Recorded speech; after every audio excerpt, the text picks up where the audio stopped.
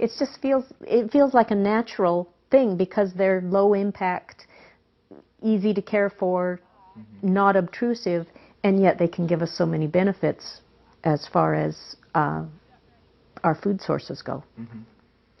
They do their thing, they're fun to hang out with if you feel the need, but you feed them, you water them, you make sure that where they are is clean. And they're happy. And they are happy, exactly. And that doesn't take that much time. I mean, I work 40 hours a week, my husband's a student, we don't spend all of our time in the fields, it's pretty basic. A few minutes every morning to make sure they have their water and their food, bring an egg in, put some more hay down. That's all you have to do. Yeah. Cool. Chickens that have headdresses, chickens that are cool colors, there's just huge variety of them. Yeah. Just like there's a huge variety of produce that if you grow it yourself, then you can have access to that variety and that interest in variety and taste that you don't necessarily have if you're just getting whatever can be mass produced in the store. Right.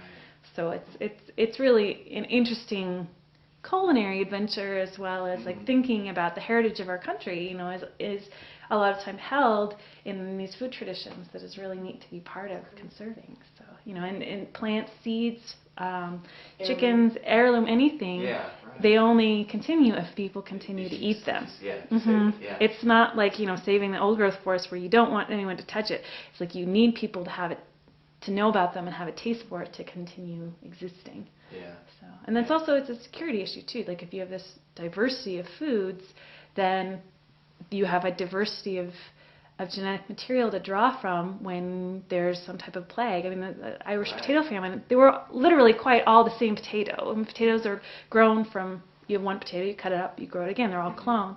The reason why they all died was because there was one type of fungus that killed that kind of potato. So it's the same thing with chickens or cows or whatever else, is that if we have genetic diversity, then we can draw on that diversity to find varieties that are more resistant to diseases or environmental conditions or anything else. So, so it's pretty neat. We are gathering signatures of support from people. It's kind of a non-official petition.